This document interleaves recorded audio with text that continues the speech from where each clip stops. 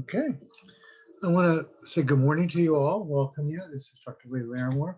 I'm Mark Schwartz, and we welcome you to our morning breakfast. Now, what we're going to do today is have some fun. We're going to try to run this not like a workshop or a seminar, but as if Lee and I are just bullshitting back and forth with each other, teaching each other. Both Lee and I are very interested in applying attachment theory to the understanding of mental health. And so we have a colleagueship. We run groups together on attachment, and we learn as we go. And what we wanted to do today was to sort of talk to you about each of our different philosophies and how they sort of meld together. We think differently. He spends a lot of time with Kernberg, and I spend much more time with, I would say, Dick Schwartz, let's put it that way, but more Winnicott, I think. All right, and we're going to go for about 2 hours, and we're not going to read the slides to you because I hate that, going to a conference and people read your slides. What I'm going to do is just sort of present the slide, and then we're going to tell stories around it, around our clinical practice, because our major focus really is on giving you increased skills. And, you know, when you come out of a workshop, what you hope is that the next day your quality of your psychotherapy is improved. And that's going to be our major focus on everything we show you. What I did in this first slide is I just sort of gave you an outline of what we're going to be talking about, which is that the first focus is going to be on understanding the function of an addictive behavior. Then we'll talk to you about disorganized attachment and its application to addiction. And then internal working models of addiction and dissociative-based intervention. And then the key aspects of addictive behavior and attachment are in affect regulation and disorder of self. And then we're going to finalize by really just talking about a cookbook approach to treatment. So it gives you some idea of where we are and what we're doing. Yeah, I love this slide. Anyway, I wanted to read this quote because in the 40 plus years that I've worked with people struggling with addictive disease, this really succinctly describes what it's like. I love the way drink made me feel, and I loved its special power of deflection. Its ability to shift my focus away from my own awareness of self and onto something else, something less painful than my own feelings. That is addiction from a psychological perspective. I love the sounds of drink, the slide of a cork as it eased out of a wine bottle, the distinctive glug glug of booze pouring into a glass, the clatter of ice cubes in a tumbler. I love the rituals, the camaraderie of drinking with others, the warming, the melting feelings of ease and courage it gave me. And that in a nutshell is what addiction feels like. So all this sounds sort of weird to somebody who's not an addict. I remember working with the eating disorder clients, and they would say, please don't take my anorexia away. And when they talked about it, they would talk about losing a lover. And I couldn't connect with that. I couldn't understand how anorexia could be a lover until you begin to look through the lens of attachment theory. Because what happens is that since we all sort of need a reason to get up in the morning, a guiding principle of sort, their whole life becomes surrounded around the addictive behavior. And when you take that away, it's as if they have no reason to go on. And so the basic philosophy is if you're going to take something away, You have to understand its function, what its purpose it served in a person's life, and then replace it with something that works for that individual. So that's what we'll be talking about as we move on. So this is a quote from the Flores book that we just mentioned, and it's a really good book if you're looking for a resource, and we'll give you a copy of the bibliography. But each of us are going to read one paragraph that speaks to us and then tell you why. Well, I'm going to read the second paragraph. That's in yellow. Vulnerable individuals are unable to regulate affect. And that, again, in terms of understanding addictive disease, is the keystone. And in many cases are even unable to identify what they feel, unable to draw on their own internal resources because there aren't any. They remain in constant need, what Flores refers to as object hunger, of self-regulating resources provided externally out there. And that's another important key concept.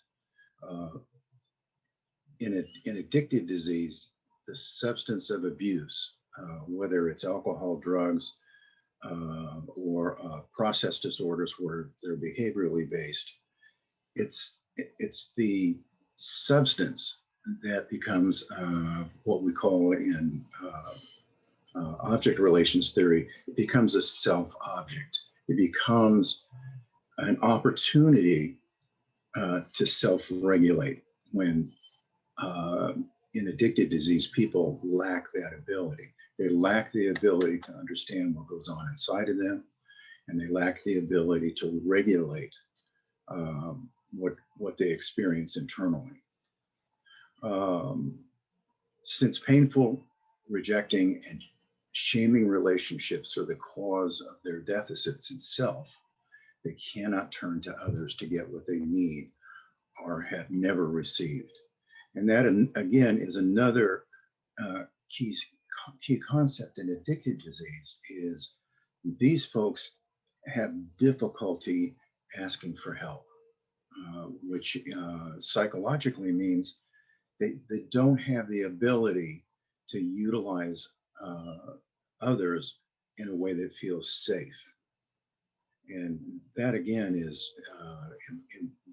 important. Because you spend a lot of your time initially addressing those very issues in treatment.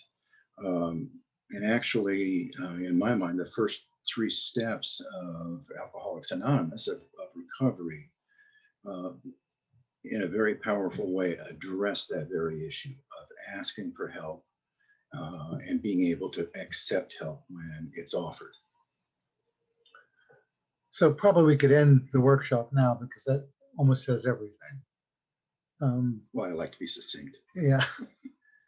I mean, there are 2 core issues. One is being able to regulate impulses, emotions, and feelings, and be more aware of what's going on inside you and use them as signal states for action.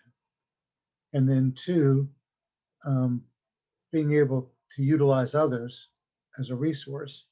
And since others have been dangerous, cruel, threatening, rejecting, abandoning, that becomes a challenge. And of course, the ultimate challenge is that you're seeing this as a developmental disorder. So to go back to the top, it says that addiction from this perspective is the result of unmet developmental needs, which leave certain individuals with an injured and uncohesive and fragmented self. And we're going to spend a lot of time talking about that. But the issue is that if you think of it from a developmental stance,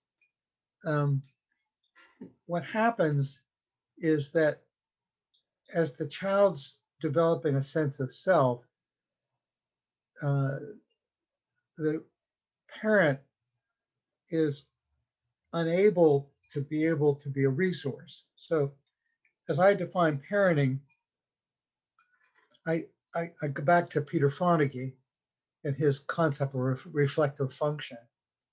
And what Fonagy showed was that what parenting is that the child goes out and has experiences in the world and comes back and says to the parent, why is the teacher not teaching me anything? Why are the people in school being so mean to me?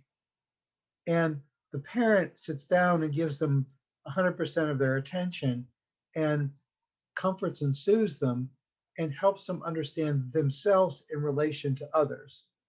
And so what happens as the self develops is that there is some understanding of self and what you're thinking and how other people are thinking and then how the world operates. And when there's an absence of parenting, which means an absence of understanding that, but it's sort of like being thrown out of an airplane without a parachute because you don't know how to operate in the world. You can't read other people's minds accurately. You don't even know what you're thinking yourself. And so there's internal chaos and fear and anxiety. And so the natural reaction to that is going to be to try to pull that in. And addiction is a reason to get up every day. So whether you're a work addict and your focus is work, or you're trying to please a parent or a boss or some other reason, we're all looking for some reason to a guiding principle to get up every day. And we consolidate that fragmentation oftentimes with addictive behaviors. And that helps you understand the function of the addiction. So much of what we're doing in therapy now is working with the fragmented self and begin to fill it in. One of my clients yesterday said, I feel like I'm coming out of I have amnesia. I don't know what I want. I don't know how I feel. I don't know what career to go into. I don't know what kind of relationship to get into. My relationships are scary and unstable because I've become highly dependent upon the other individual. And it's like they're feeling so anxious because there's nothing, it's as if you have a computer that new and has no input in the hard drive or even in the soft, and you're beginning to write that in some way. Or even worse, what's been put in the hard drive are mostly viruses. You have to pull them out and begin to put in, that which is normal. And so it's that neglect or the absence of adequate parenting that leaves the person sort of empty and then leaves a void by which addiction fills. One very, very basic but essential developmental outcome of secure attachment is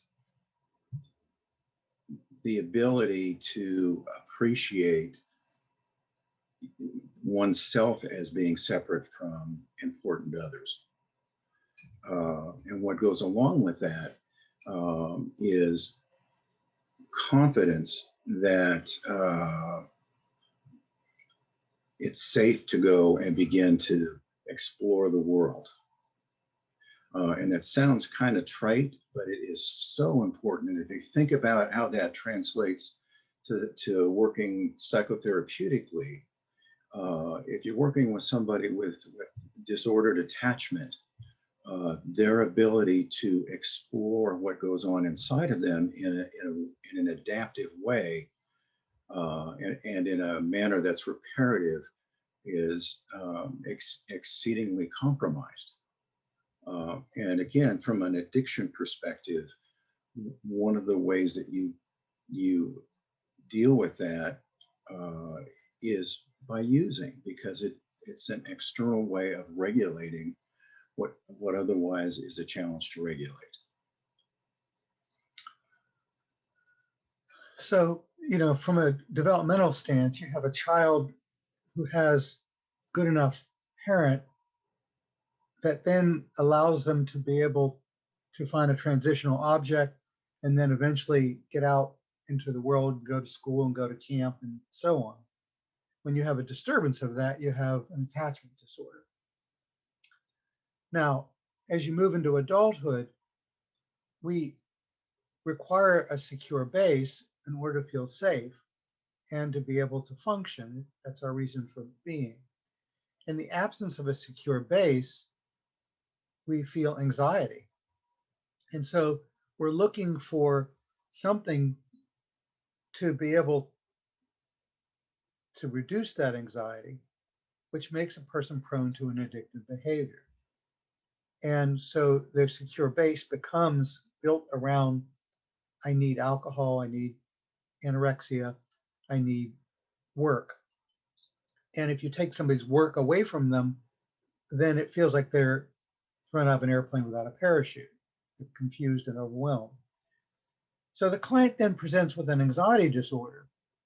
And when that happens, Lee and I were talking yesterday about, of all the tools we have, maybe treatment of anxiety disorder has the poorest set of tools, because the client is desperate for a benzo or something to reduce their anxiety, as is the therapist, to be able to give them relief, without a full understanding of how silly it would be to think about a benzo being able to reduce the anxiety from not having a secure base.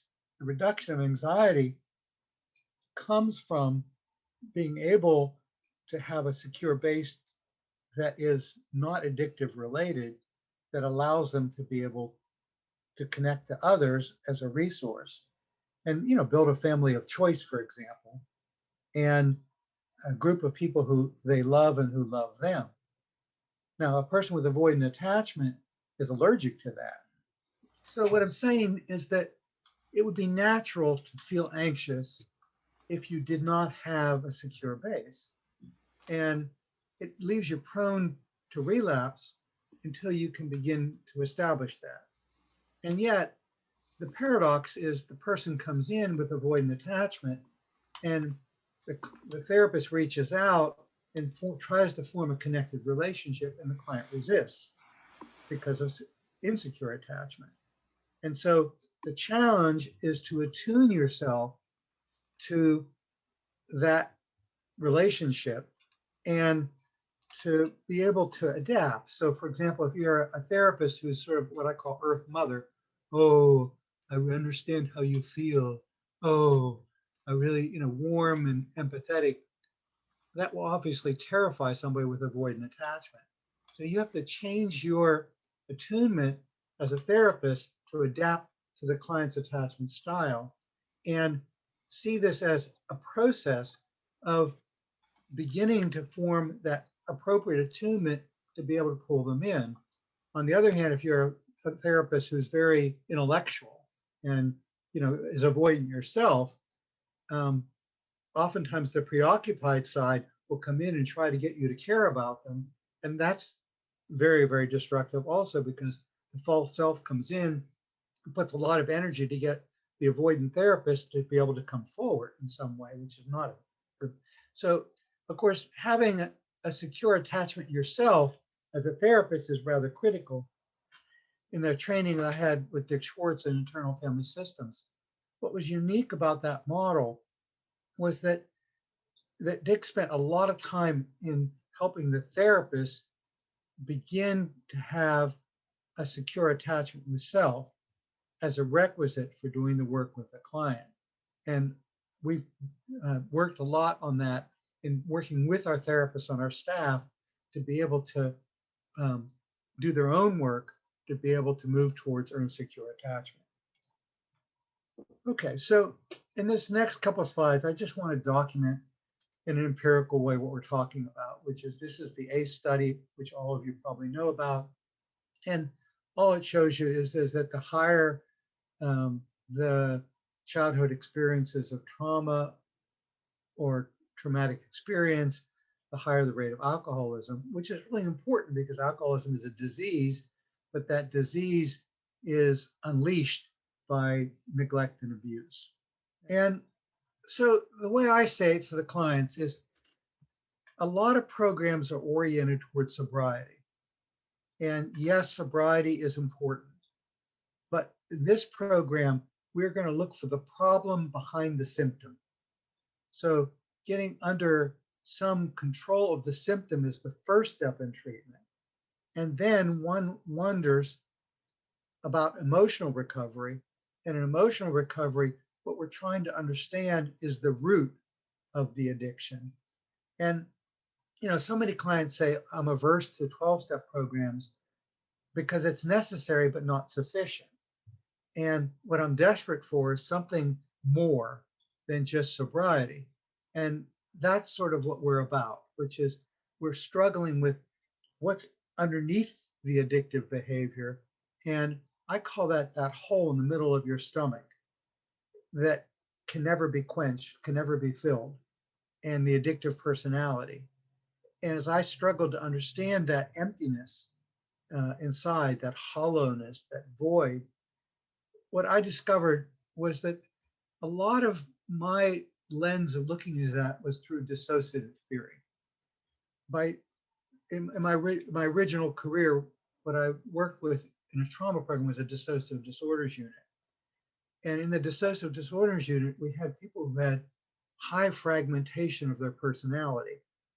And as we worked towards integration of dissociated parts, the person's emptiness began to fill. And so now what I realize is that, when a person comes in filled with self-hate, they'll say, I'm ugly, I'm fat, I'm stupid, I'm bad. That is dissociation.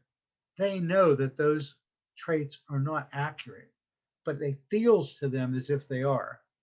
And so that by very definition is dissociation.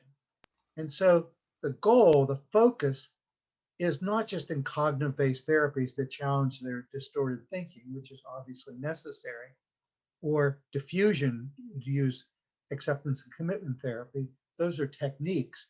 But far more important is to be able to get to know those parts of self that have been disowned, if you look at it from a psychoanalytic lens, or fragmented, if you look at it from a dissociative lens, and for them to begin to form an internal relationship with those parts. And so a lot of our model became around reparenting.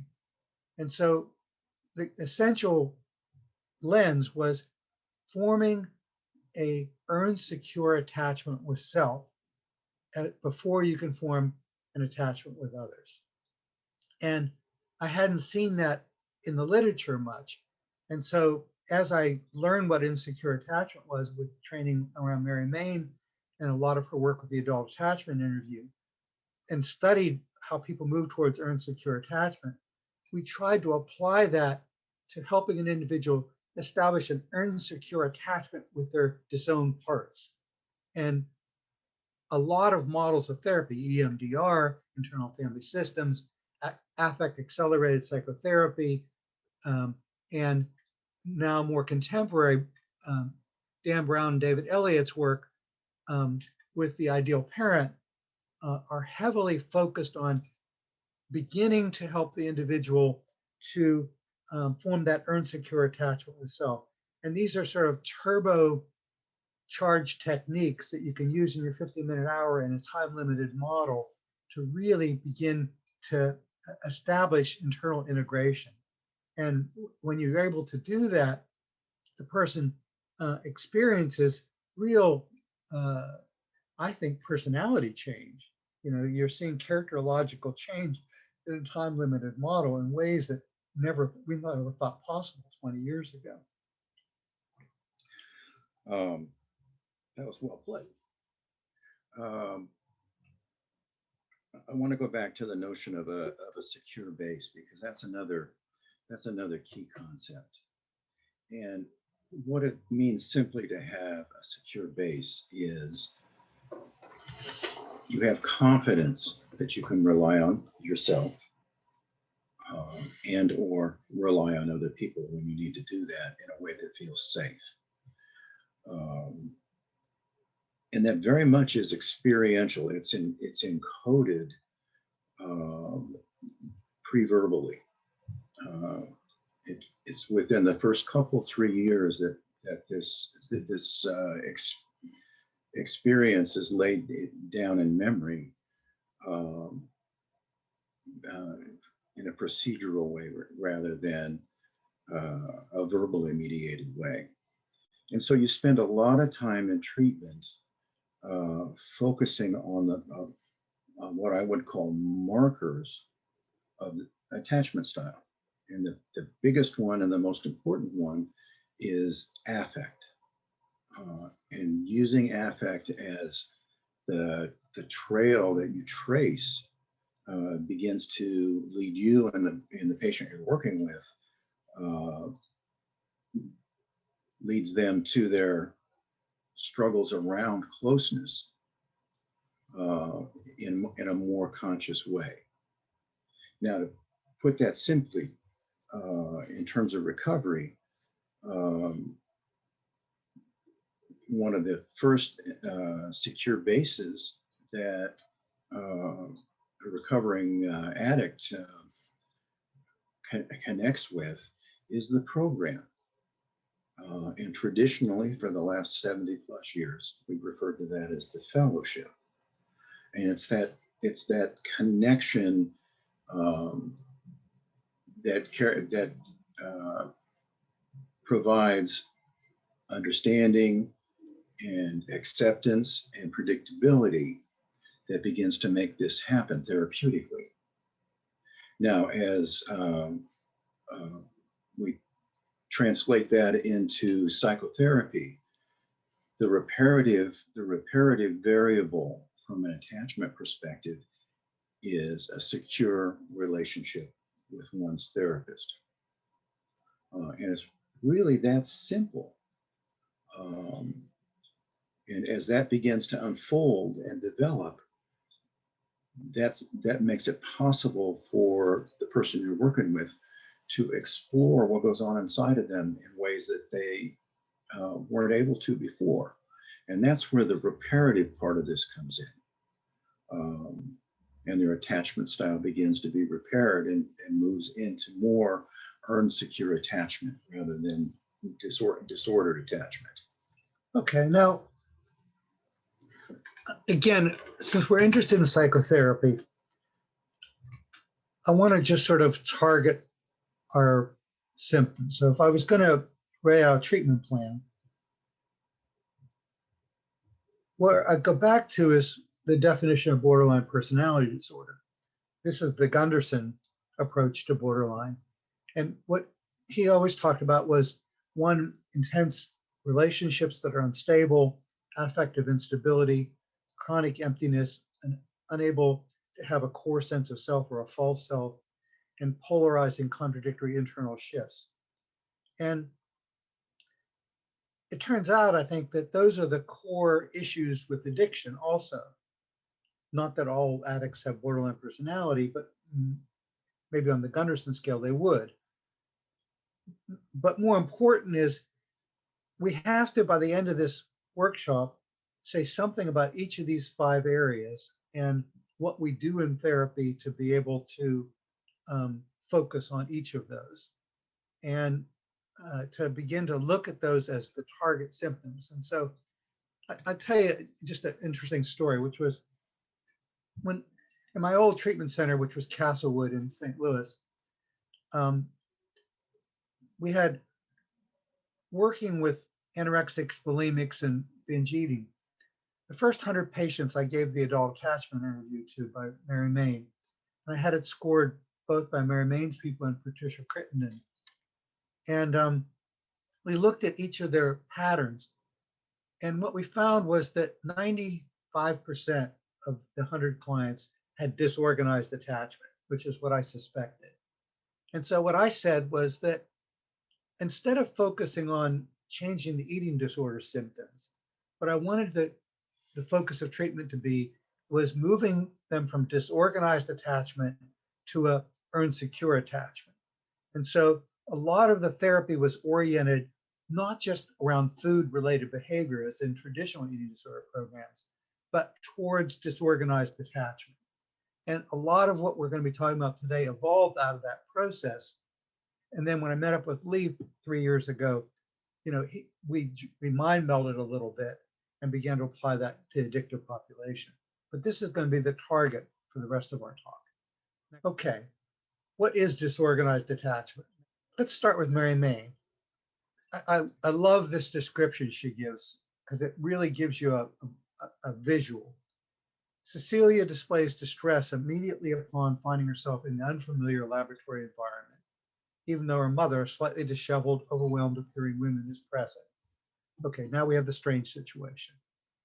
When the stranger enters, Cecilia looks suspicious and ill at ease, refuses to engage in interactive play. Immediately upon separation, she begins to cry while angrily resisting the stranger's attempt to comfort her. Now, think about that now moving towards adulthood. The client comes into your office, is in distress, and resists any attempt to be able to calm them. Reunited with her mother, Cecilia cries loudly when picked up. She does not settle, but continues crying, wriggling uncomfortably in her mother's lap. She does not calm even after the mother has held her for a full minute. As her mother attempts to interest her in toys, she looks momentarily out of the room, dissociation, then turns back to cling again to her mother, crying and apparently feeling uncomfortable. The mother repeats, calm down, you're okay. But Cecilia refuses to get off her lap, preoccupied attachment, and doesn't engage in play. When the mother leaves again, Cecilia begins crying loudly and crawls towards the door. The stranger enters at once, but Cecilia angrily resists her advances. The mother is sent in immediately. They stop the experiment. After a lengthy pause in which she watches as Cecilia continues to cry, she picks her up and holds her. However, when she tries to be put down, Cecilia throws herself backward into a tantrum movement. When the mother reaches out to comfort her, her crying increases and she closes her eyes, throwing herself about. 2 minutes later, Cecilia remains focused on her mother, clinging to her knees, fussing in a petulant, dissatisfied way. She's never engaged with the toys, meaning that she never feels secure or safe enough to explore her environment. So there's that two components. One is the clinging to the caretaker, and the other is the inability to explore. In adults, we see this as avoidance. What we do is we'll give them exposure-based therapies and ask them to, try a new job, try new relationships, try find things that interest and excite them.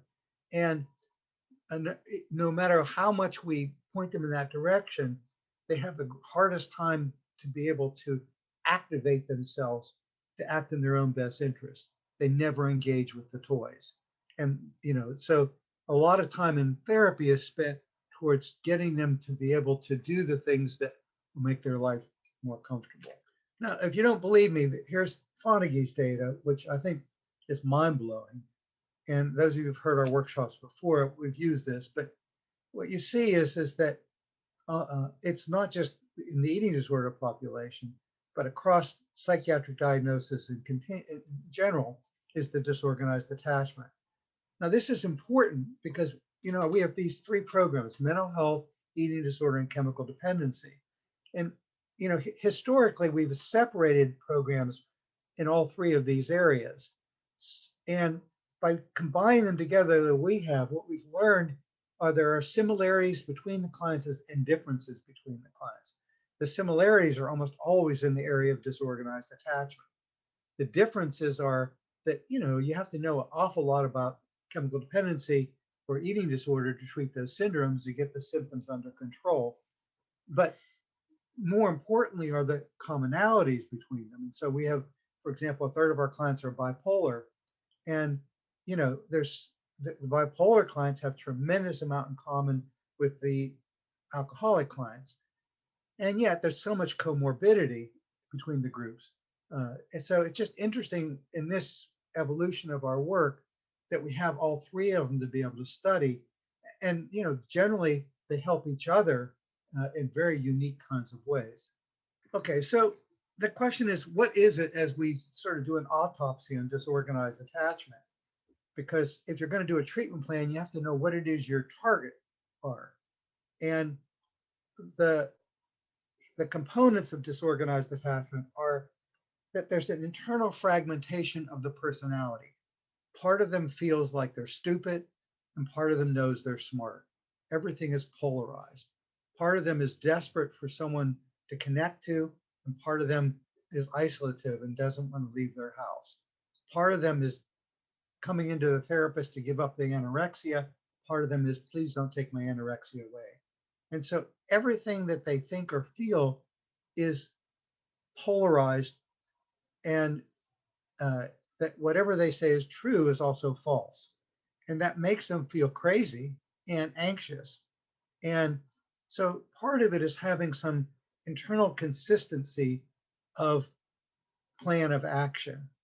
And to do that, one has to begin to access the unconscious or parts of self that they're unaware of in some way. And so the way we do that, just sort of to get down to it, is the client will come in and present with the problem du jour.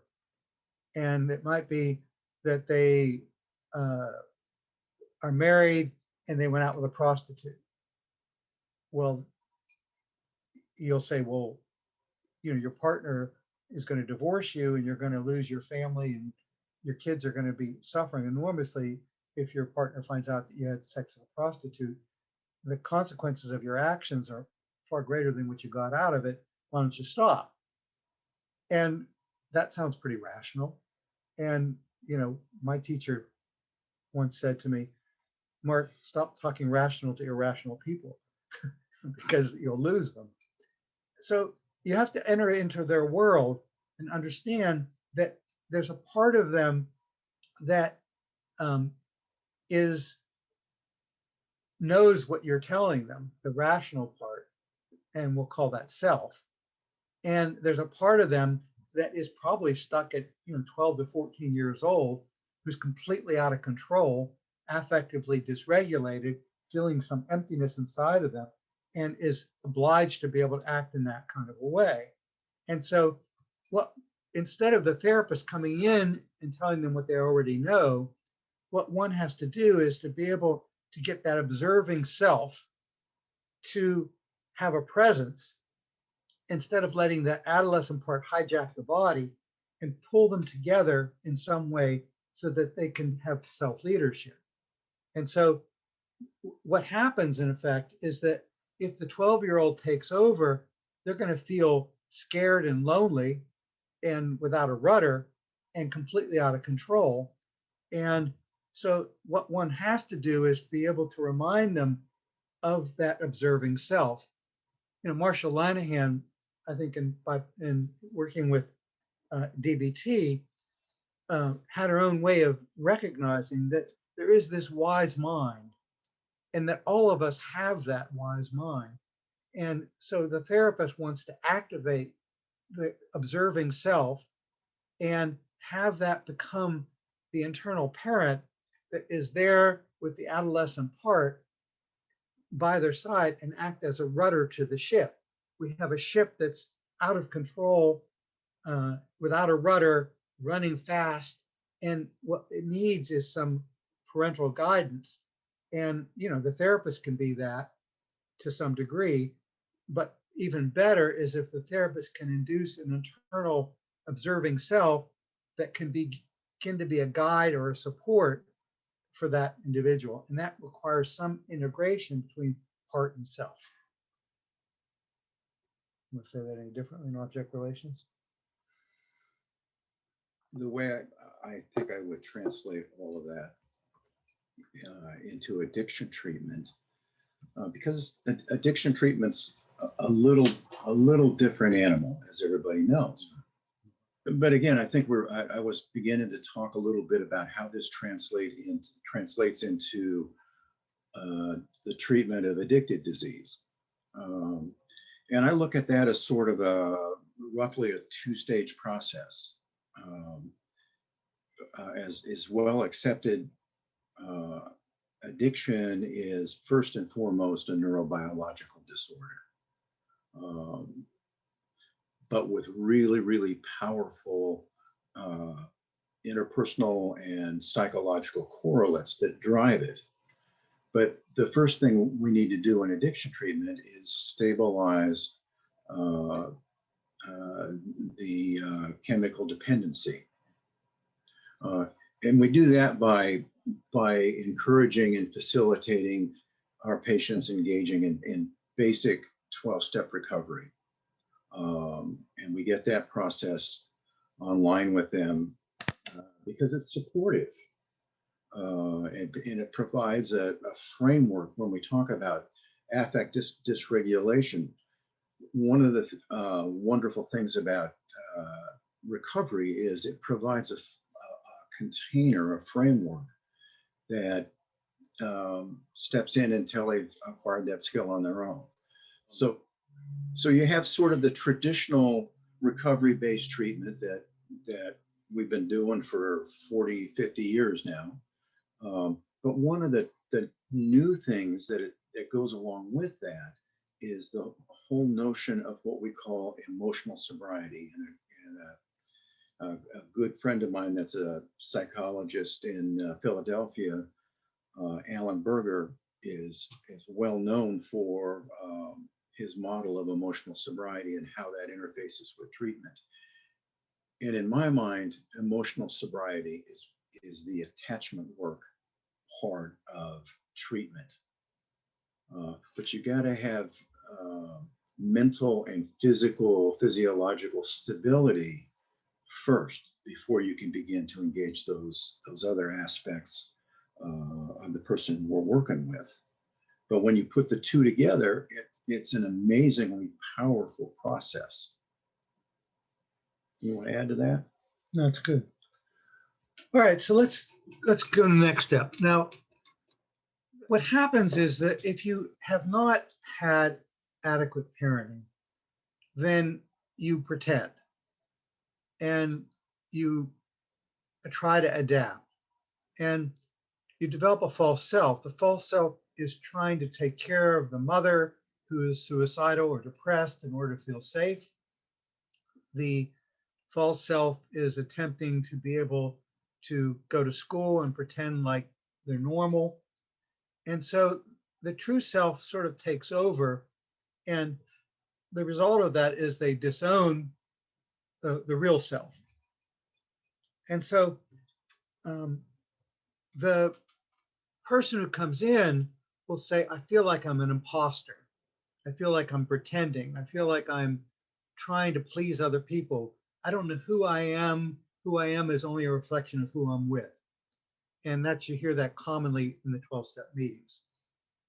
And what Lee and I have been chatting about is that part of our learning has been that for the first 3 to 6 months of recovery, oftentimes the addict is motivated to get better for you rather than for themselves.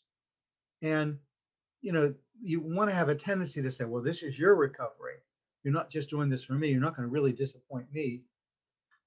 But probably that's the wrong thing to say, because for the first 3 to 6 months, they need you as an external object to have some reason to get up every day and to be able to do the recovery. And there probably is nothing wrong with them doing it for you until they can get a sufficient coalescence of self that will allow them to be able to do it for themselves.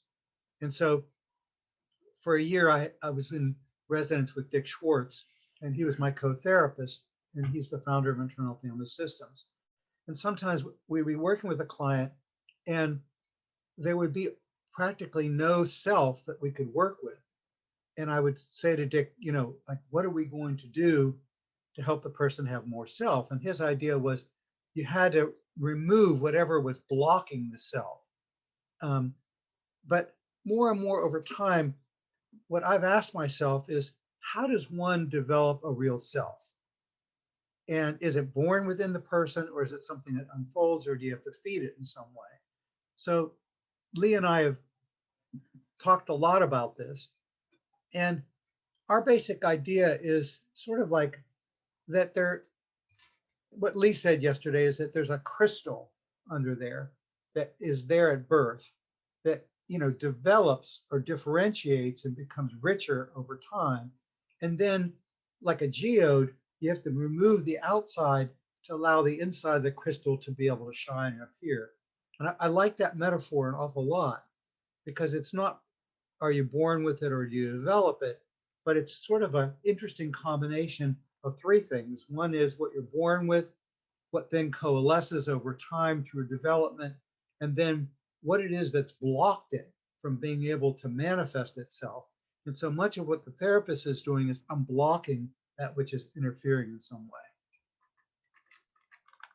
I stole your idea. You stole my idea. Next slide. So this false self is trying to gain acceptance. You can call it codependency, and what I realized with most addicts is that codependency is really the primary addiction. That underneath that is every other addiction, and why there's so much comorbidity and overlap between addictions. And so, you can't deal with addiction without dealing with boundaries and codependency, because it's always there.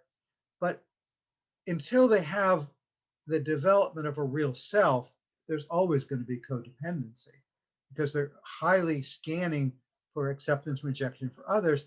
And that is the reason why they get up every day, is to be able to please and not disappoint other people. And if you take that away, then they have no reason to get up. So you want to replace it with something else, which is, the reason I get up every day is because there's something inside me that goes. I call it goivity. And I have goivity, meaning that my own creativity and sense of mastery is what drives me. And I want to begin to see the development of that in the client. Hang on, because I want to say something about the false self. Is that okay? Yeah. I think one of the things that I've become aware of in addiction recovery is I think we start that process primarily from false self. And how we begin to fill things in initially is by being willing to take simple direction from your therapist, from your sponsor, from the program. And along with that is the notion that you hear in the rooms that fake it till you make it. And I think that very much resonates with this notion of adaptive self or false self. And it provides in one really important way, I think that that notion provides a bridge between false self and the opportunity to begin to engage core self. And that's where the real healing and change happens. And I interrupted you. No, I didn't. That was good. Now, this false self business, it's interesting because I was trained in Mary Main's adult attachment interview. And it's 10 days, 10 hours a day of training. And it changes how you think about your clients completely. And as you learn to score the adult attachment interview, there are two components that always stood out for me. One was the two criteria that brought people a score of disorganized attachment more than anything else was, one, idealization of the family. So what will happen is the person will say, my mother and I were very close. And then you'll say, tell me a story that goes with that. And they'll tell you, well, one time, I was sick at school and the nurse called my mother and she arranged for someone to pick me up and take me home. And you notice that the story doesn't match very close. And so that's called idealization. And that is one of the great criteria that bring you more towards disorganized attachment. The second criteria is called involving. And involving means that there's a role reversal and the person seems to be taking care of the parent rather than the parent taking care of them. And of course, you get that heavily when you have a parent who's an addict, because the child is, putting out the cigarettes, turning out the lights, and locking the doors at night at age 7, rather than the other way around. And when that happens, the person moves into adulthood and they don't know what normal is. And they don't know how to internalize what their own needs are, because they've survived by numbing out and not thinking and feeling. And so the adult child of the alcoholic, don't think and don't feel, is the perfect paradigm for involving. And so what one has to do is to begin to allow them to have an internal world where they know what they think and feel, and then use that internal world to begin to know what they want, and then be able to develop the tools to operate in the world, which have to do with taking action. And so we call that self-agency. Self-agency develops, around the ages of 5 and 6. And a lot of our clients do not have the capacity to know internally what they're thinking and feeling, affect regulation, nor do they have the ability to be able to use those feelings to take some action. We have an aftercare group, which I run. And after people leave the program, I follow them for a couple of years and I listen really carefully. And I would say the major deficit they have, we're seeing, they're no longer addictive. They no longer have the addiction, let's say. What my colleague here would say is that they don't lose their addiction. It's like luggage. Right. They have it for life. But they are not acting on their addiction, and they're not depressed, and they are functioning and they're happier. And that's all really good. However, now I need to figure out what we're not doing. And what they don't have is the ability to have an internal world and then some self-agency to take responsibility. What I do every day is I sit down and I try to struggle with what are the problems, and then what I'm going to do each day to move towards resolution of some of those problems. And then I take action each day to be able to do that, which takes discipline. And that makes me feel powerful and in control. But that internal thing that I just described is completely absent in the clients that I'm dealing with. And so one has to figure out a way to be able to facilitate self-agency in that way. You want to say about that? No. Okay. So there are two parts to one's development. One is to have a secure base. The other is to be able to go out and explore your environment. And, that was called separation and individuation. And when you are scared that your parent is depressed and addictive, your survival depends upon taking care of them, involving. And that keeps you from going out and exploring the world at age 2, 4, 6, 8, and 10, and 12, and 14, and 16. And therefore, the self-differentiation is injured in some ways, and you're terrified to go out and take the risk because you're constantly in your mind obsessing. And so the client will say, for everything that I think I should do, I think I shouldn't do it. I feel continual voices inside my mind telling me contradictory things, and I'm scared to be able to do much of anything because they have not developmentally learned to rely on themselves for making decisions and for executing those decisions and realizing that you learn from your mistakes as much. So perfectionism sets in and you're terrified to do anything for fear of making a mistake in some way. So that whole thinking pattern is part of the individuation process that has not developmentally developed. And so you're constantly saying to the client the importance of making mistakes and learning from those mistakes rather than being totally devastated by them. I guess this all seems so self-obvious, but it's helpful, I think, to begin to isolate each of these components and decide how in your cookbook you're going to deal with each of these issues because they present themselves ubiquitously.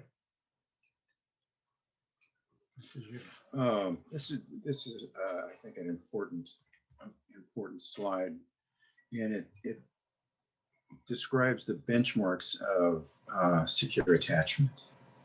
And number one is the ability to reflect on one's internal emotional experience. Now that sounds like pretty much a no-brainer, because I think we assume most people have that ability to kind of step back and reflect on what goes on inside of them. But in the case of disordered attachment and trauma, that ability gets disconnected. And so they can't make sense of what goes on inside of them. And in addition, they're unable to make sense of what goes on oftentimes in the mind of other people in their lives. And that leads to being stuck. But when we have secure attachment, we have the ability to reflect on what we experience. We can, we have the sense that I can have my experiences, my own thoughts, feelings, etc. And those may match with other people, but they may not, and that's okay. A lot of our patients struggle with that notion, and it's as though everybody has to be in lockstep, cognitively and perceptually, in order to feel safe. And we spend a lot of time coaching folks on being able to begin to tease that out. Now, what's in this slide seems intuitive, but I've thought about it an awful lot. And Peter Fonagy and Lynn Bateman and the other colleagues at Menninger have written several books. It's called Mentalizing a Mental Health Practice. Another one is Mentalizing for Borderline Personality Disorder. And as I read their stuff and listened to them and listened to Fonagy, if you ever hear Fonagy, I had a chance to hear Fonagy do, because he's the best lecturer I've ever heard. And the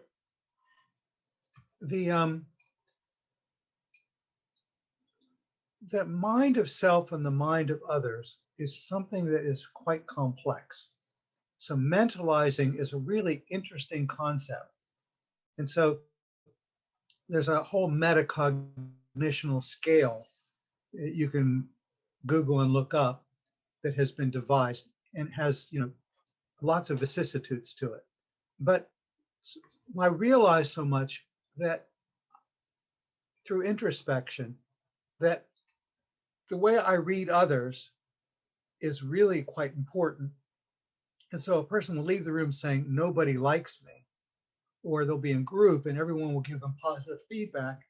And what they hear is somebody criticizing them. And so what's being said isn't being heard. And so the lens of being able to know what you think and then know what other people think is gone. Imagine how confusing it would be to not be able to read the mind of others. Now, why that intrigues me so much, and I've wanted to study it, is because so many of the clients, particularly the women that we see, get into destructive relationships with partners and do reenactments and repetitions.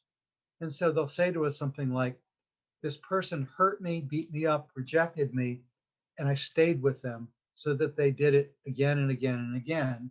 And I don't know why I didn't leave. It must be my fault. And that's such a reenactment, I think, is such a complex set of behavior that no matter what I've read on the topic, I don't think it really adequately deals with it. I've written several articles myself, and I don't feel like I'm dealing with it adequately, because I think it has a lot to do with mentalizing. And that what one misses in the practice of reflective function, says Fonagy, is beginning to read self and others. So what Lee deals a lot with is learning to be able to know oneself through beginning to be more aware of their unconscious and developing the real self. And what I'm interested in is being able to read others and to be able to not disqualify your own intuitiveness when you're with others and say, oh, that's just me, whatever. In other words, you don't really know what normal is if you've been raised in an environment of people who are not normal. And so it's confusing to not know what normal is. You know, I was just in a bipolar group, and the bipolar clients were saying to me that when I'm feeling manic, I don't exactly know that I'm manic because I've never known what normal is. All my life, my only frame of reference is my own mind, which has been manicky. And so how would I know when I'm not manic when I've never known that before? And that's just an interesting concept. Also, when they're depressed, someone wants to say to them something like, "Oh, I know how you feel." And it's insulting to them because you really don't know what bipolar depression is unless you're bipolar, because it's a different kind of depression than people who do not have bipolar is experiencing in some way. And so being able to enter the world of the person who has that state becomes really valuable, and listening to your client really carefully and recognizing what their mind does and how much they don't know what normal is. So the result of that is when you go to AA, it's the only place you can feel safe because you find people of your own tribe. And suddenly you find people who think and feel and act and live like you, and you don't feel so crazy because you're among colleagues in some way. The internet can do that too, but there's nothing like finding people of your own tribe. And we see that also in our CD track. You know, as Mark indicated earlier this morning, we have separate tracks, but we also blend the patients together in general groups as well. But what happens one of the powerful things that happens in the CD track is exactly what Mark's talking about. People share their experience, they tell their story. And a lot of people who don't understand addictive disease would listen to it and go, "Oh, that's terrible. Why would anybody do that?" But what you get in contrast is people nodding their head and going, I get what you experience. I understand what that's like. I understand how confusing and frightening and frustrating it is. And that's very, very powerful.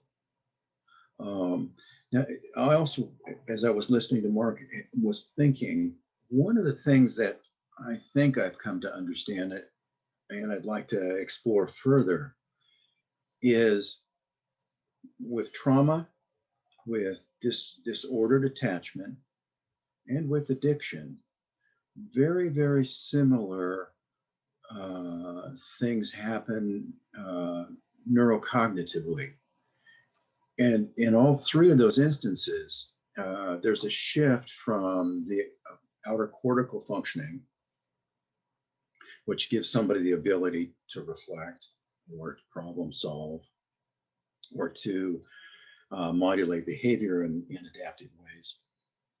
That goes down the tubes, and there's a shift to more limbically driven activities, midbrain activities.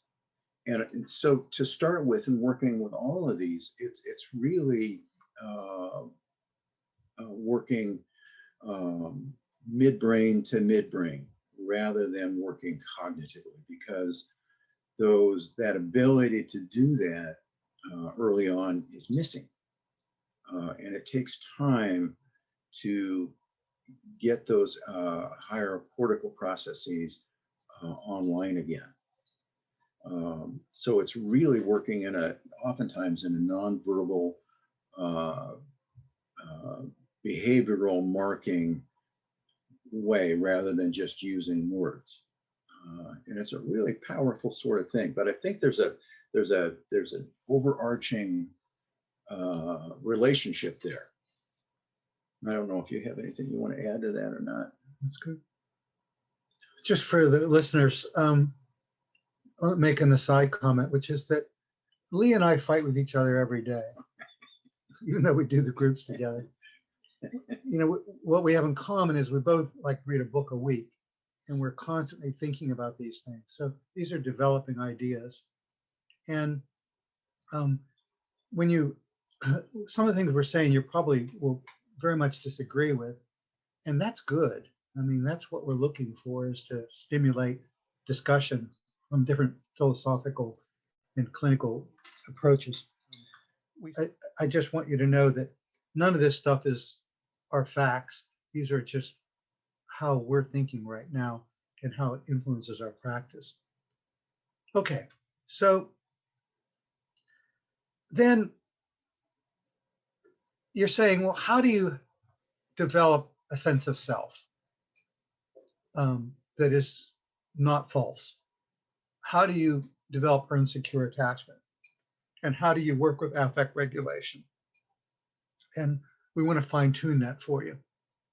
And so the first thing we do is we have them do a timeline. And in that timeline, we're looking for integration of thoughts, feelings, and behavior. And we're looking at it longitudinally. Now, Mary Main calls that a cohesive, coherent narrative. And I've translated that into the therapy because each week we have a group where people are going to work on their timelines, fine tune them, change them, grow them. And we ask them to talk to their mother, father, aunt, uncle, anybody will talk back to them and fill in blank spots, brother, sister, and to be able to get some coherency in their narrative. And coherency means that each thing relates to the next thing. And so it's a set of dominoes, and you can't understand the third step until you understand the first two steps. So if you suddenly say, and I was isolative in school, there's got to be something that relates to being isolative in school. And so you have to be able to make meaning or sense out of your narrative and put the pieces together. Usually there are huge hunks missing in some ways. And so as you begin to find that out, for example, let's say a client discovers that, you know, they're the sixth of six children and they felt really neglected by their parent. And they find out from their sibling that their parent tried to abort them, but it was a failure. Well, that could be pretty dramatic, but at the same time, it would help them make sense of the level of what they experienced growing up, because that's a missing piece of the puzzle. And knowing that missing piece of the puzzle helps other things begin to make sense. And then you develop a coherent narrative. And so you're trying to be able to do that. And in that, you're beginning to make sense and meaning out of so much that's happening. And how do you feel about the fact that your parent tried to abort you? And how do you make sense of that? Your first might be alarm and fear and horror. And then when you think about having six kids and very little money, you might be able to contextualize that even slightly different. Anyway, that's the point of having a narrative. And then to look at your family loyalties, because that's usually the biggest block to recovery. And as soon as someone says anything negative about their family, almost everybody comes in. If they're locked in closets and burn with cigarettes, they're going to say, oh, I thought my family was completely normal, even though they know they weren't. And then to begin to revisit the losses in their life and the grief that they didn't get a chance to be able to experience. And in that, beginning to get greater clarity regarding self in relation to others, metacognition. And so they can think about their thinking. And that's the most valuable thing. So when they begin to have an emotion, they can then think about their emotion. And that's a really important kind of skill that you begin to develop as you commit yourself to the recovery process. So you're beginning to foster individuation. And actually, this is probably more your Billy Wig. This is what you do best. Well, thank you. I want to wind it back just a little bit before we get to this theoretical part of this, because Mark raised the question a little bit ago. How do you change disordered attachment, and how you change disordered attachment in a therapeutic relationship is to involve yourself with a therapist who's essentially able to function as what Don Winnicott used to call a good enough parent. Now, it's not that we do reparenting, but it's the notion of being consistently available, to being reliable,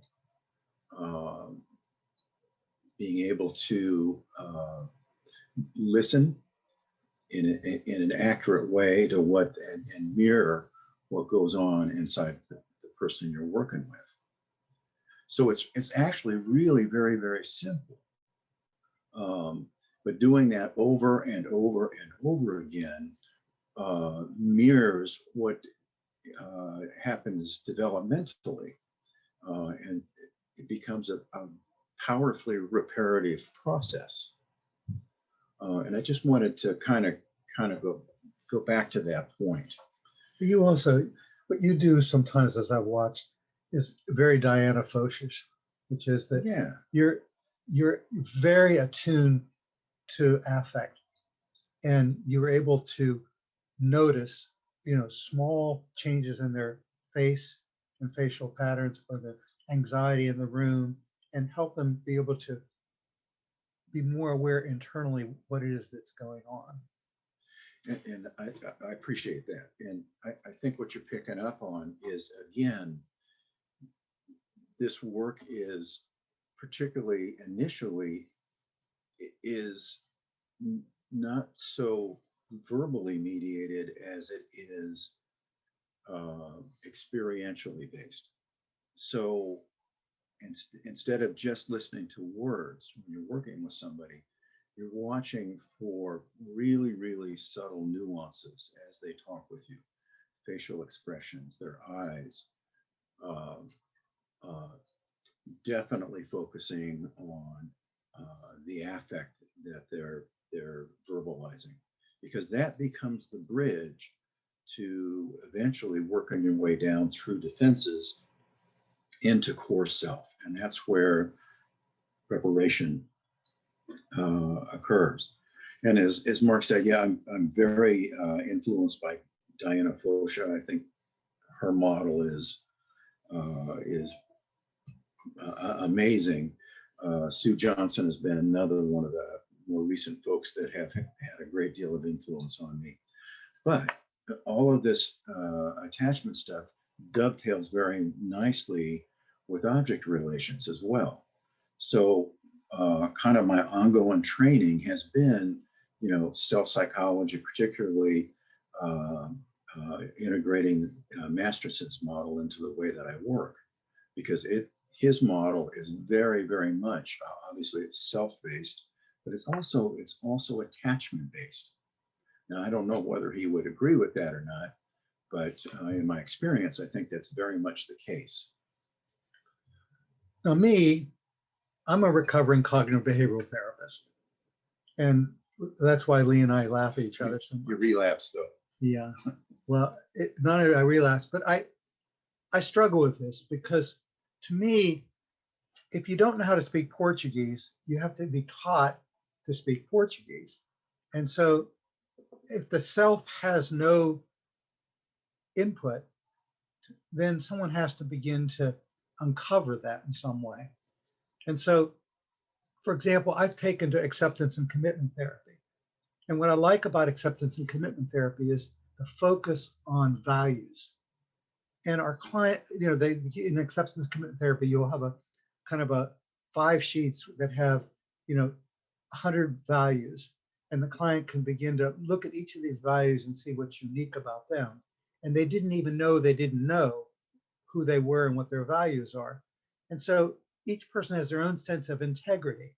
And so in this way, I call it spirituality, because the spirituality is knowing who you are, what's important to you, and what you want, what your life is about. And so as a trauma therapist, what Judith Herman would teach us is that, stage 1 of trauma is working with the overwhelming experience. Stage 2 of trauma is doing family of origin work. And then stage 3 of trauma is always making meaning out of suffering. And that's always the hardest part of doing trauma work, making meaning out of suffering. And, that idea from the Holocaust, the people who could make it through the Holocaust were people who could make meaning out of suffering.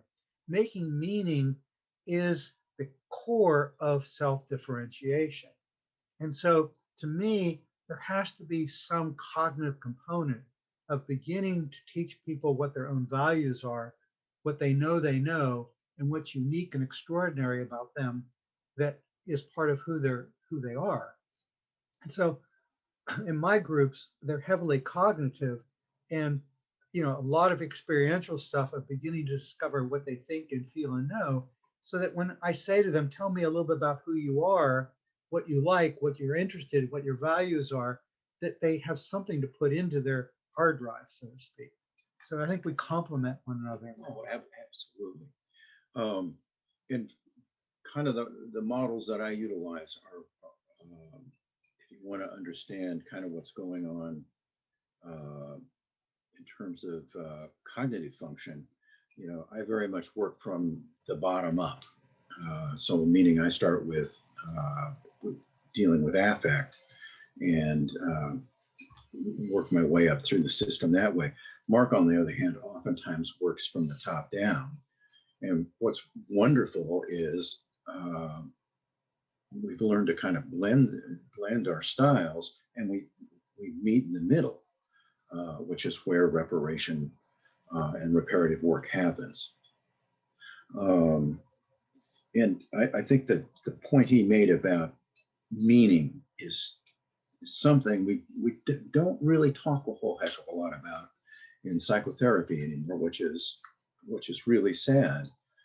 And in addiction treatment, I think where you begin to see people lending personal meaning to their experience with their disease is when you hear people talking about being a grateful addict or a grateful alcoholic.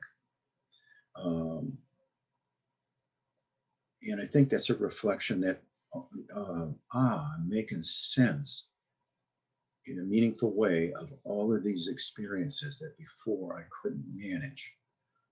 And I can begin to have a sense of purpose and meaning to my affliction. And that's really, really important, I think. Before I leave this slide, one of my friends, colleagues said to me, if you want to treat an addict, have them go sit under a tree by themselves for a while. And that'll torture them because they can't stand alone time, private thoughts. Early in the program, I would have people do meditation. And so many of the clients hated going into meditation because their minds tortured them during that period of time. And yet I think probably meditation may be the most important group they could have, because learning how to quiet one's mind is really an important top-down kind of skill. So there are many ways to be able to do this, but the important thing is that beginning to understand that being alone is one of the, and being at ease being alone is one of the criteria of secure attachment. All right, so we said the mind of self and the mind of others. And then there's the issue of how to be in relationship. And there has to be an I before there's a we. So many people come in and they're in relationships and they're stormy. In eating disorder treatment, I once read a study that asked about the prognosis about eating disorder clients who were in a relationship versus those who were single. I thought to myself, well, if they're in a relationship, they're way ahead of the game. And therefore, they've learned how to turn to others for comfort and soothing. And therefore, they must be having a much better prognosis. So I was shocked to find out that eating disorder clients that are in a relationship have a much poorer prognosis than ones who are single. Now, whether that's true or not, generalize that, I don't know, but it is intriguing. And the question is, why would that be? And so often the relationships are have a dysfunctional kind of quality to them. And so the reason is because the importance of forming a secure attachment with self before you move into a relationship with others. And so a lot of therapy is oriented towards, oh, you need to find a partner, you need to go on a singles thing, you need to, not be so alone, blah, blah, blah. And of course, what happens is they go to 12-step meetings and then find somebody of their tribe and form a relationship with them. And, all hell then breaks loose. And so the idea of AA, of, not forming a relationship for a period of time is actually incredibly wise. And so to be able to impart upon them the importance of developing a secure relationship with self before they're ready to have a relationship with others, and not that they're going to listen, but it is wise. And then as that happens, to learn the skills of being with a partner and being able to have a sense of we identity. And so what happens a lot is that a person will say, oh, I've got a sponsor. And what happens is whenever I'm stressed out, I always call so-and-so, or, so at 3 o'clock in the morning, they're calling so-and-so, calling so-and-so. So you think, well, if one of the criteria is learning to utilize relationships with others, then I guess we've succeeded. But there's something wrong with feeling every time you get stressed out that you need, in a dependent way, to turn to someone else as a resource. And so I think what we're moving heavily towards is the importance of turning to self. And for example, use EMDR, that model. There's the concept of resourcing has become more and more important in EMDR. And what resourcing implies is that we have within us the capacity for self-soothing and for self-comforting, and to learn how to use the resourcing of the wise mind and the calming self as a way of turning to before you turn to others. So that interdependency becomes with, you have the capacity to resolve your own conflicts, and you need to learn internal resourcing as well as external resourcing. Yeah, I want to reiterate that. I think that is so important. And in fact, when I'm working with the patient, one of the positive markers that I see that they're making progress toward integrating self is they talk more and more about being able to be alone and be comfortable being alone, and to use that time productively. And when you see that beginning to occur, it's telling me that their core self is, in an adaptive way, really coming online. And to the extent that they can do that, then that has a direct impact on being able to relate to others. And in particular, from an attachment perspective, it begins to mitigate against becoming lost in the mind of the other, is an expression that we use. And that keeps people stuck. But when they begin to develop a sense of separateness and the ability to comfortably be alone, really mitigates against that. So it's a reminder that romantic love is an addiction. And if you're substituting one addiction for the other, then yeah, it's a good way of getting out of drinking or anorexia maybe, but it is substituting one addiction for another, and that ain't healthy. And so to give some knowledge base about love being an addictive substance, and it being kind of a pink cloud, and it may move you to the next step in your development, but hopefully the purpose of a committed relationship is to see the development of the real self. And so I always look for mirrors from others to help self-differentiation. And in a codependent relationship, that's not happening. So beginning to educate people about how to be in a relationship.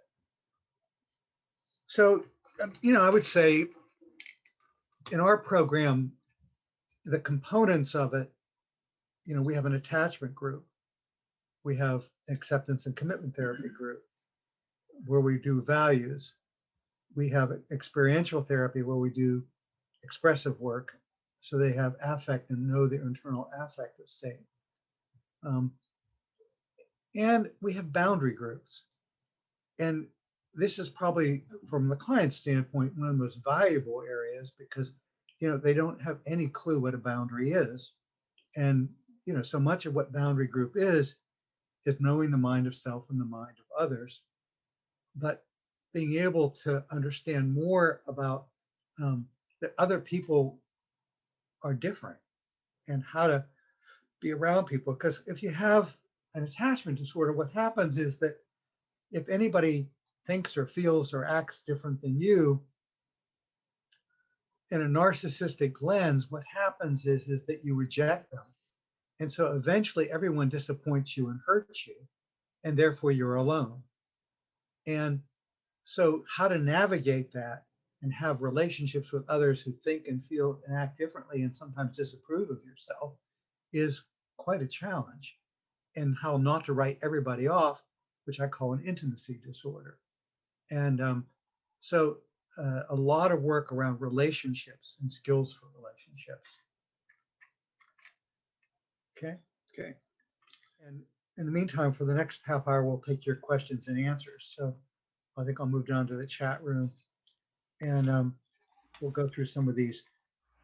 Mark, there's a relevant question that came up with something you just were speaking about, internal and external resources. Okay, why don't you help us with the questions? How do you help teach people with addiction to feel safe to ask for help from others while at the same time direct them to turn more to themselves as opposed to others in the fellowship to self-soothe? That is a great question. And I can answer that two ways. One is if we just look at the program, one of the wise things about 12, in my opinion, about 12-step recovery is the way that all of those points are integrated into step work.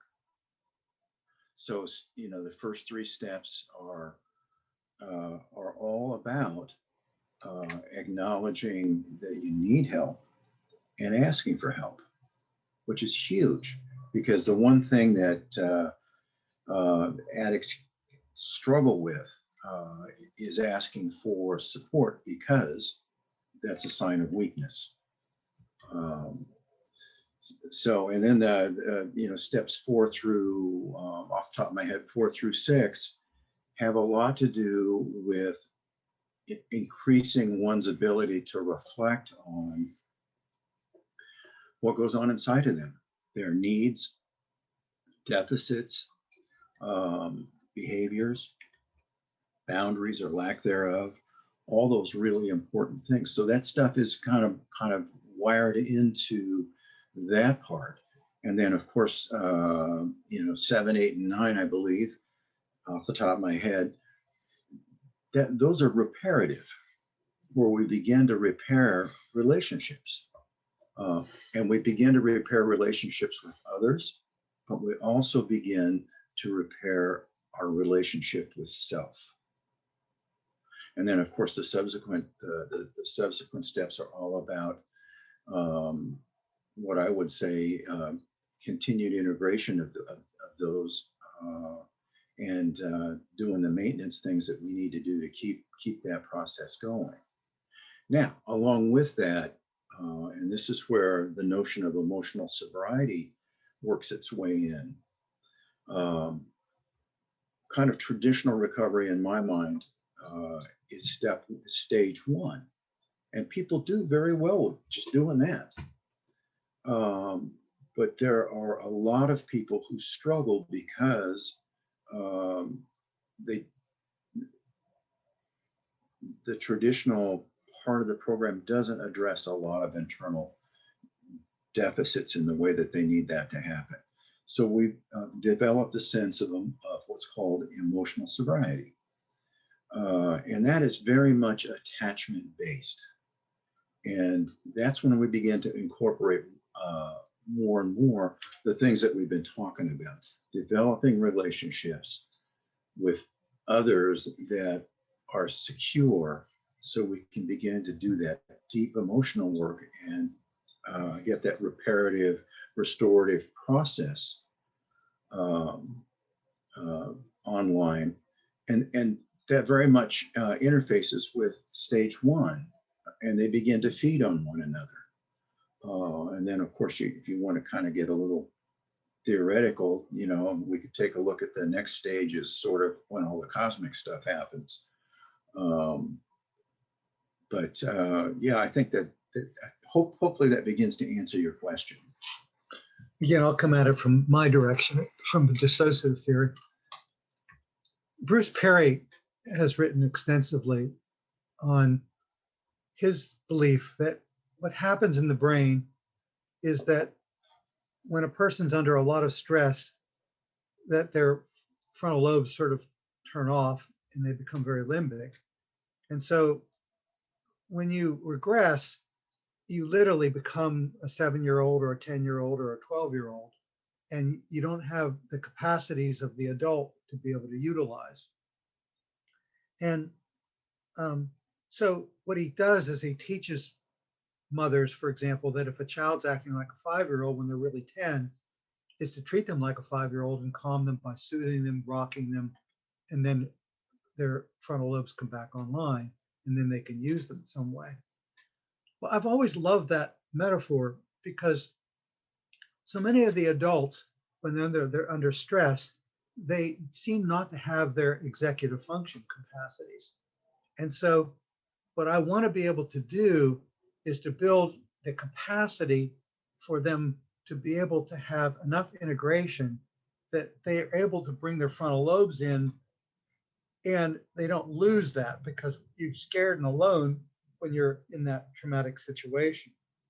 So a lot of what I do, I've taken from the positive parenting literature. I love reading books on positive parenting, noticing what people do right rather than what they do wrong, and acknowledging the rightness.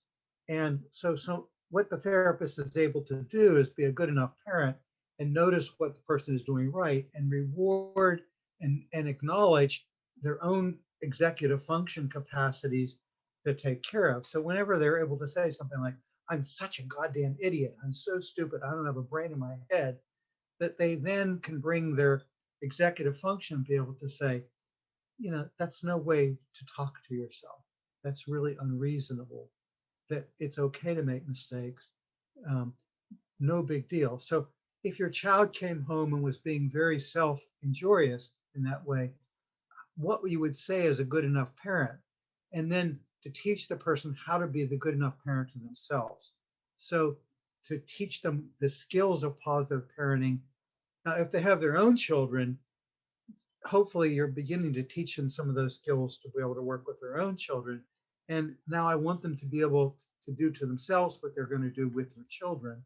And in that, to begin to have loving, caring, sensitive, attuned ability to be able to calm oneself. And of course, the client will say, do I ever stop being so self-injurious inside my mind? And the answer is yes, you do. That if you continually and consistently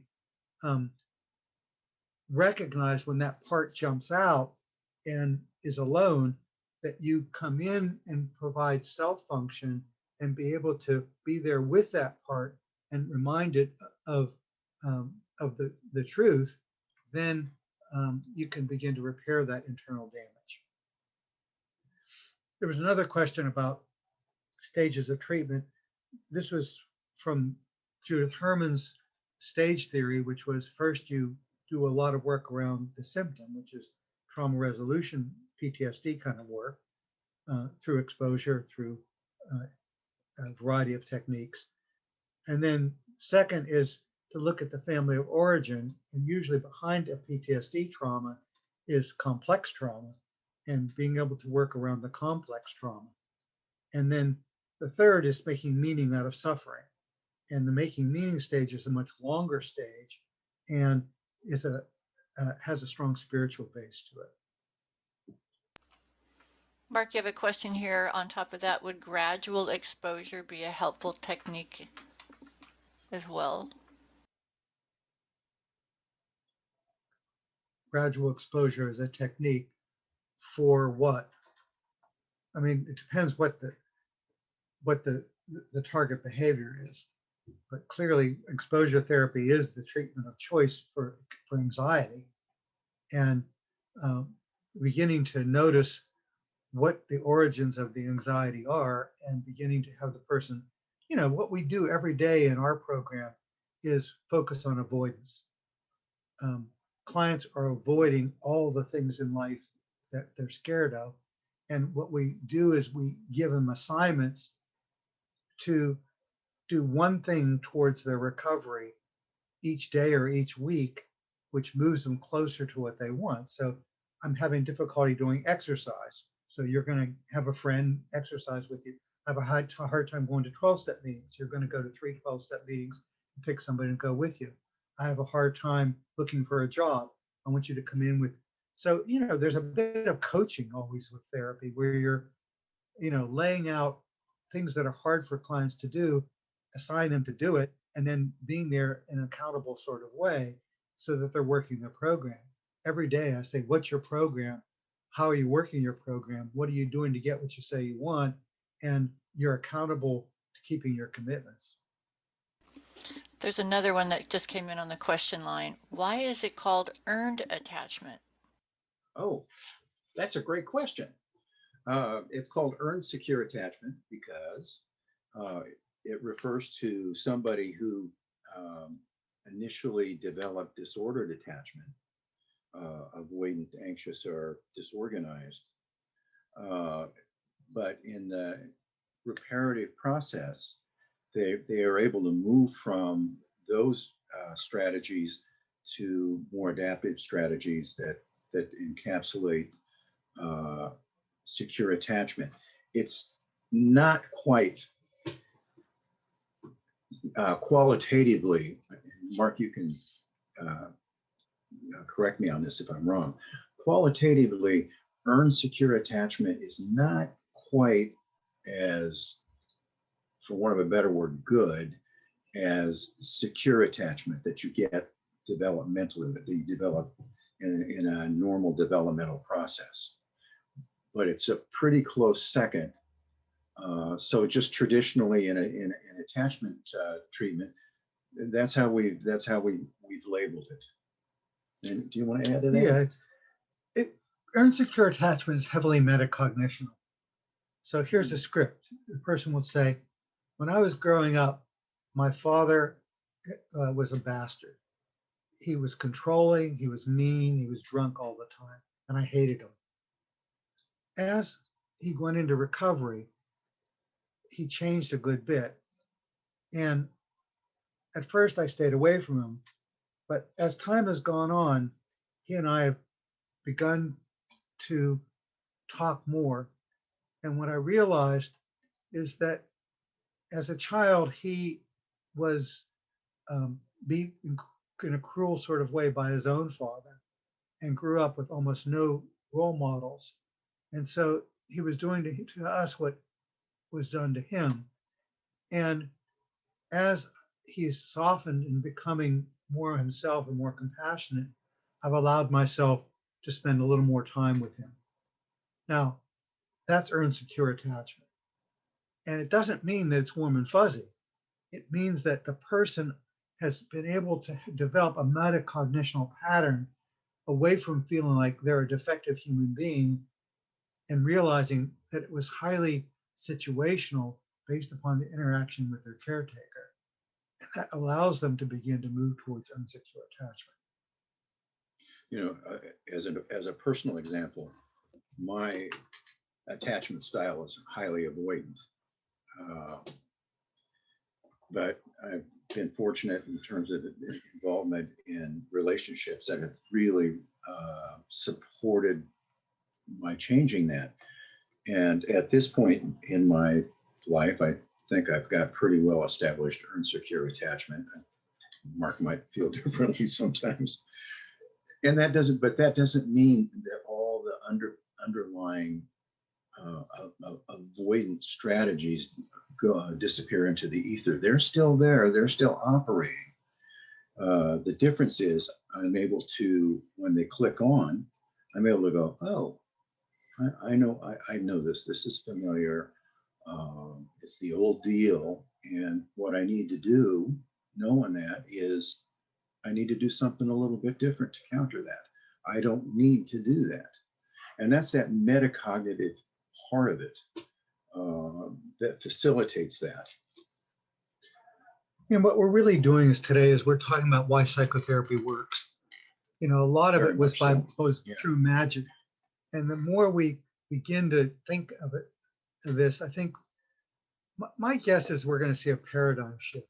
And in this paradigm shift in the next couple of years, that even our diagnostic systems are going to be attachment based as opposed to being so phenomenologically based as they are now.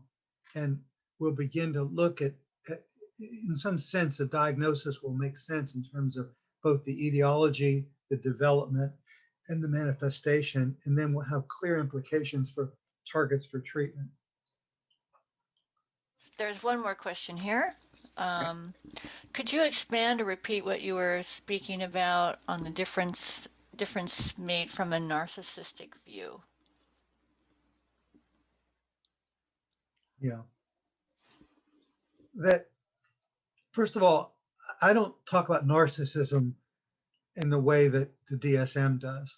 Narcissism to me is a developmental stage of adolescence where the prefrontal cortex is not directly coming online. And so the person is not able to look at the result of their actions on others in an empathetic kind of way. And so they become very self-oriented. So you drive your car 150 miles an hour because you don't think about the consequences to yourself and others. And that's narcissistic. And it's a stage that most of us go through, and particularly without a lot of guidance or support growing up. But we grow out of as we move into our early 20s, typically, with proper parenting. And so the addict oftentimes is still in an adolescent stage where they have the gimmies. I want what I want when I want it, and I don't care about the consequences to myself or others.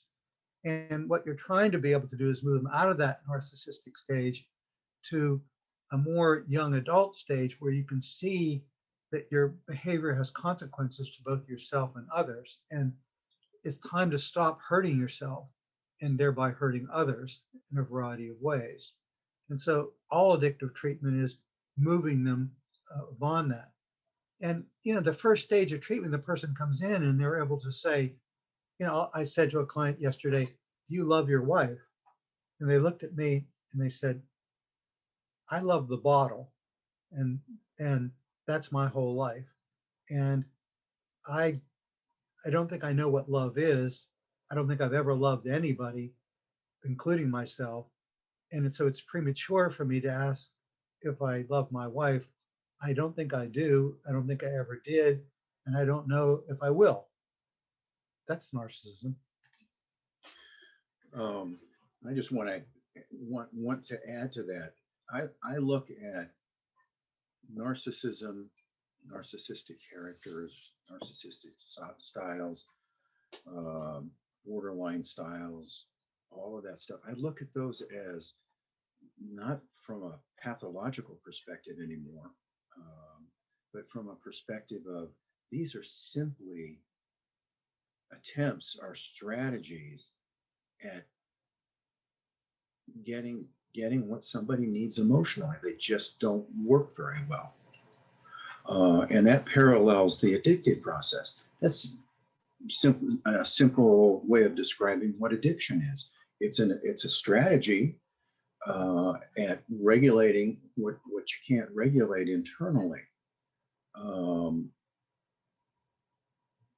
But the problem is, as we say in addiction treatment, it's a great short-term solution. It's just the long-term consequences kind of make it a little dicey. So I look at all of this stuff now, very much developmentally, and not pejoratively. And I just look at it as, okay, this is a strategy, and with an accompanying set of defenses, and this is that person's best ability at getting what they need. All right, we're going to end because I know many of you have to get to your clients. And thank you again for coming. Thank you all for 2 hours of your time. I really, really appreciate it. Have a great weekend and stay healthy and safe. Cheers.